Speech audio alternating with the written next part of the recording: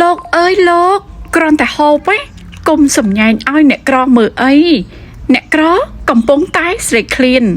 ពួកគាត់គ្មានលុយទិញអាហារហូបដូចអ្នកទេសុំលោកពិសាឲ្យបានឆ្ងាញ់ចោះកុំនឹកស្រណោះដល់អ្នកក្រធ្វើអីតាមពិតទៅលោកបើសិនជានាងខ្ញុំគ្រាន់តែអាំងបង្កងហូបម្ដងម្កាលដើម្បីបំពន់ចាក្តីសុខរបស់គ្រួសារនាងខ្ញុំខុសដែរមែនទេអូហូយសំទោសណាជីទូទៅពួកមីនាងកើតជ្រះជើងឯងណាពួកអាកើតជ្រះជើងឯងហ្នឹងណាដៀបដាមចេប្រមាថថ្មេះនាងខ្ញុំបានគ្រប់កលៈទេសៈនាងខ្ញុំមិនតបតទេក៏ប៉ុន្តែហេតុអ្វីមកដៀបដាមដល់លោកប្តីនាងខ្ញុំទៀតនោះតែលោកប្តីនាងខ្ញុំធ្វើខុសអីទៅឥឡូវនេះ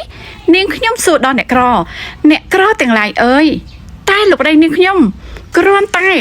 ញ៉ាំបង្កងក្នុងមួយខែ2ទៅ3ដងថតបង្ហាញខុសដែរទេអ្នកក្រទាំងឡាយអើយ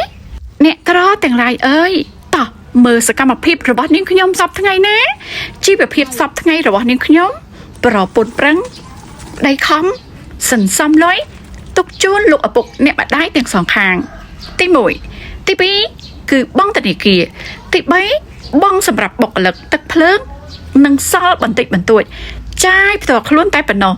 គាំទ្រដែរទេគ្រាន់តែក្នុងមួយខែនាងខ្ញុំហូបបង្កងមួយដងច្រណែននាងខ្ញុំនោះ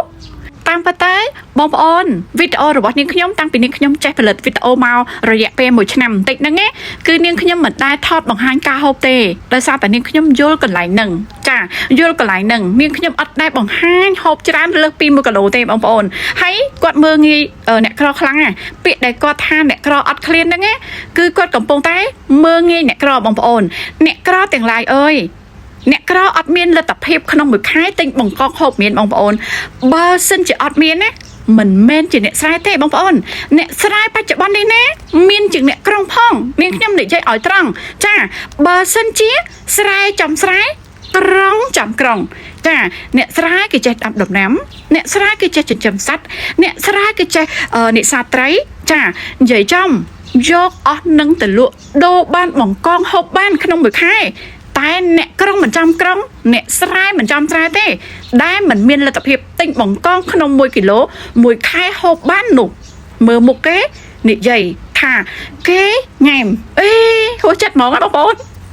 និយាយមែនណាជាទូទៅនាងខ្ញុំអត់ដែរថតបង្ហាញទេបងប្អូនអត់ដែរថតបង្ហាញទេនាងខ្ញុំយល់កន្លែងហ្នឹងនាងខ្ញុំយល់ចានាងខ្ញុំថតបង្ហាញតែបន្លែទេឥឡូវហ្នឹងណាថតបន្លែក៏មានរឿងទៀតដោយសារតែអ្នកក្រុងចង់បាននៅពេលដែលនាងខ្ញុំអត់មានជូនគាត់ខ្លាចជាស្អប់នាងខ្ញុំវិញដោយសារតែបន្លែនឹងឯងឥឡូវនេះ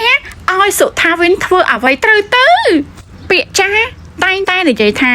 ជនណាដែលឧស្សាហ៍ជនណាដែលព្យាយាមជនណាដែលតស៊ូព្រះប្រទានពរជនហ្នឹងមិនដាច់ពោះទេជឿទេបងប្អូនឥឡូវនេះដល់វគ្គចុងក្រោយហើយណាបងប្អូ